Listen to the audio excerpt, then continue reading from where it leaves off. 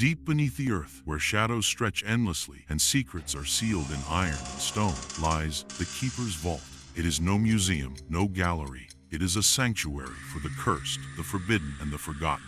Every shelf holds an artifact, steeped in stories the world was never meant to know. These are no ordinary tales. They are warnings etched in tragedy, reminders of the price paid by those who dared to wield power they could not comprehend. Some see these objects as tools, others as salvation, but their true nature, destruction, waiting patiently for the right moment to strike.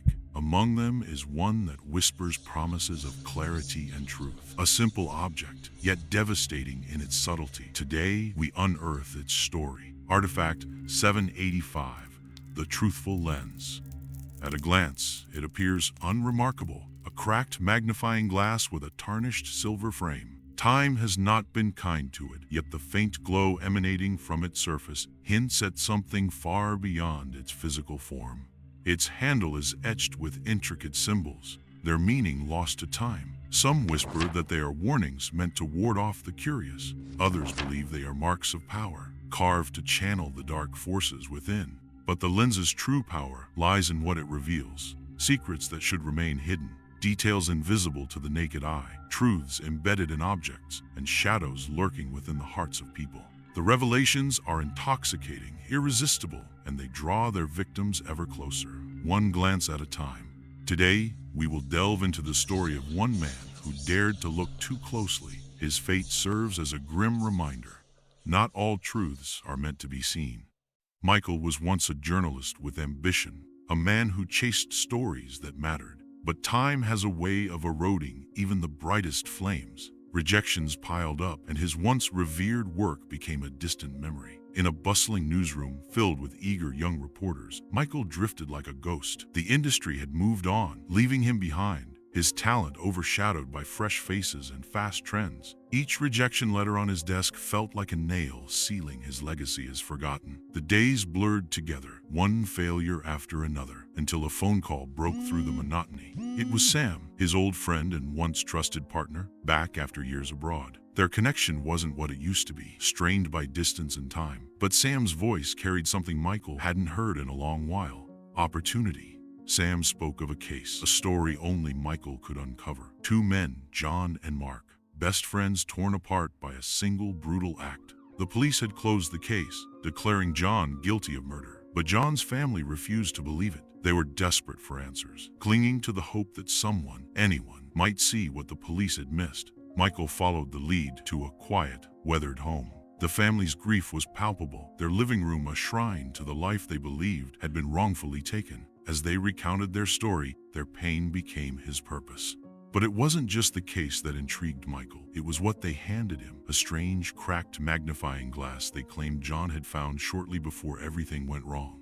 The object felt heavy in Michael's hands, not physically, but in a way he couldn't explain. Its tarnished surface and etched symbols seemed meaningless, yet it called to him, whispered to him. The family's words lingered as he left their home. Maybe it will mean something to you. Michael didn't know it then, but that moment, the choice to take the lens, would mark the beginning of his descent into a truth darker than he could imagine. At first, the lens sat unnoticed among the clutter of Michael's desk, a curiosity buried beneath photos, notes, and unanswered questions. But frustration has a way of breaking resolve, and one late night, as the case seemed to slip further from his grasp, Michael picked it up. The lens revealed what the naked eye could not. Over a photograph of the crime scene, a faint scuff mark became visible on the floor near the victim. It was subtle, almost invisible, but enough to suggest a struggle, a detail that cast doubt on the official narrative. This discovery was the break Michael had been waiting for. It reignited public interest in the case, earned him renewed respect, and gave him something he hadn't felt in years: hope.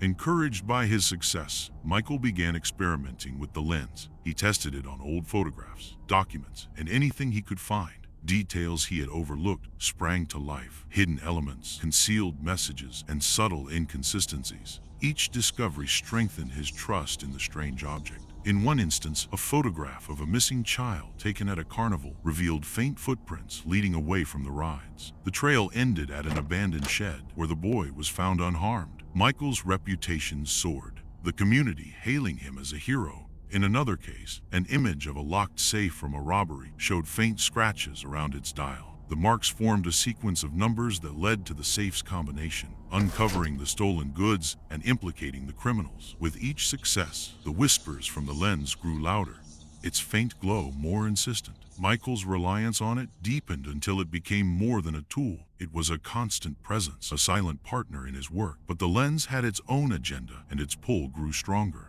The thought crept into Michael's mind. If it could reveal hidden truths in his investigations, what might it uncover in his own life? Michael's curiosity soon became personal. The lens had revealed so much in his work, details others had missed, truths buried in plain sight. But now, its whispers urged him to turn its power inward, to examine the life he thought he knew so well. It began innocently enough. He chose a photograph of his wife, one from years ago, full of familiar warmth. But the lens had a way of twisting the familiar into something unrecognizable. As Michael held the lens over the photograph, a shadow emerged, faint, almost imperceptible, but unmistakable. It was Sam. Michael froze. Sam hadn't been there. He couldn't have been. Yet there he was, lingering in the background as though he'd always been part of the moment. Michael brushed it off at first. Surely it was a trick of the lens or his imagination. But curiosity became compulsion. He began sifting through more photographs, each one pulling him further into doubt.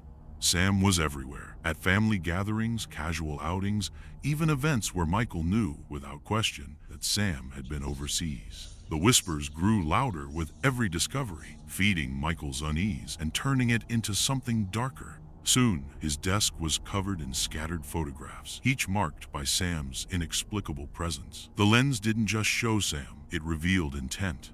In every image, Sam stood too close, his gaze lingering on Michael's wife with unsettling familiarity. The final blow came with a photo from a work conference his wife attended the year before. Michael hadn't gone. He remembered it clearly. She had said she'd gone alone. In reality, the photo showed nothing unusual, but when Michael held the lens over it, everything changed. Through the lens, Sam appeared in the photograph, his arm around Michael's wife, their posture uncomfortably close. His face was sharper than it should have been, his expression cold and calculating, his gaze cutting through the photograph as though aimed directly at Michael. The whispers crescendoed, pressing a single word into Michael's mind: betrayal.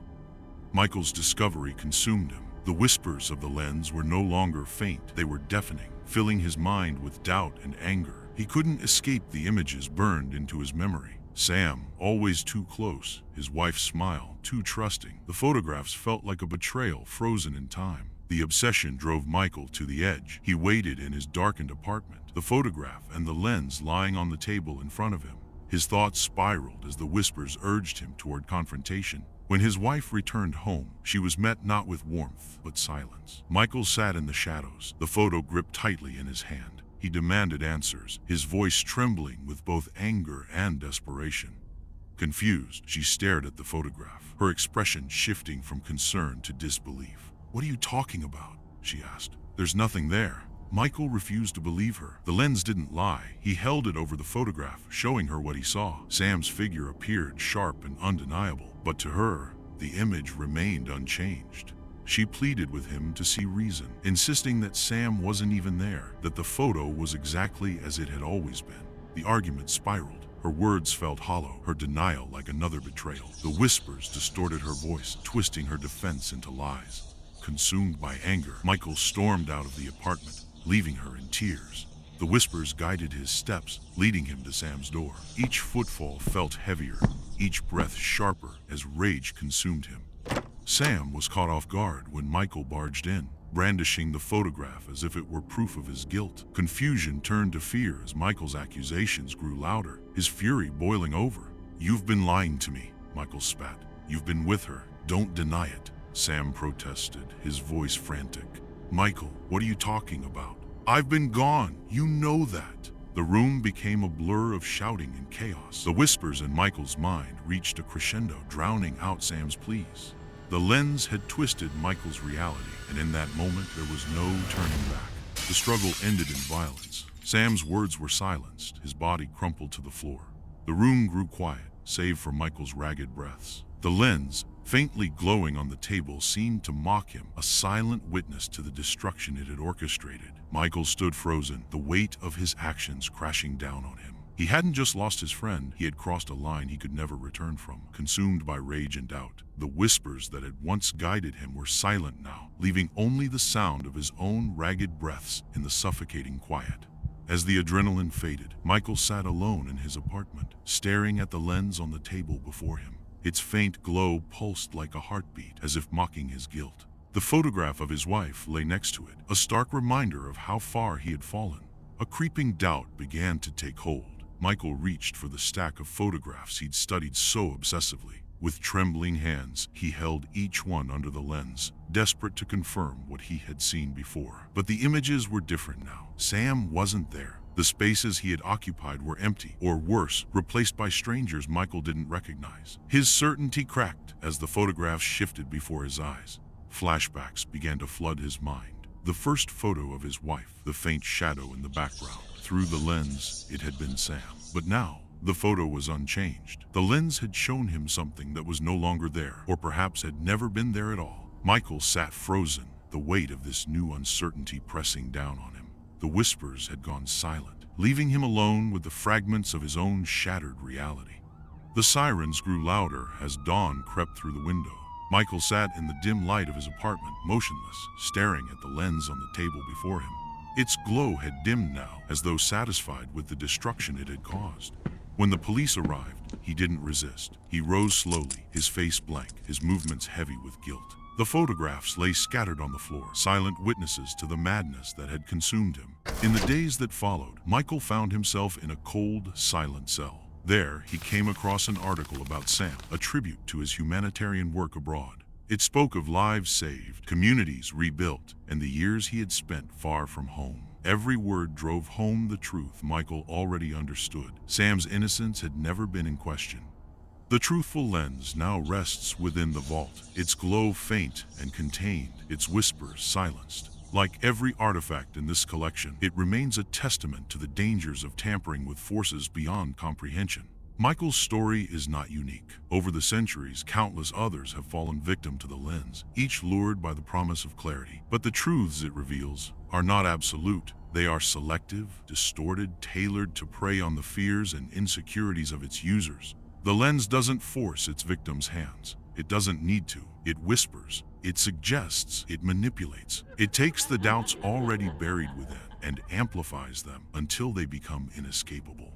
Those who look through its glass believe they are uncovering secrets, but in truth, they are unraveling themselves. Michael's fate serves as a warning. The pursuit of truth is noble, but unchecked obsession can be its own kind of madness. The lens thrives on that obsession, feeding on the chaos it creates. That is why it remains here, locked away. Its glow will never reach another soul. Its whispers will never tempt another mind. But its story will endure, a reminder that not all truths are worth uncovering. Artifacts like the lens will always seek out the vulnerable, feeding on their fears, ambitions, and regrets. But within these walls, they are powerless. For now, the vault remains secure, its secrets locked away. Yet one must wonder, how many more artifacts still linger in the shadows, waiting for the right moment to resurface? And when they do, will they find their way here, or to someone far less prepared?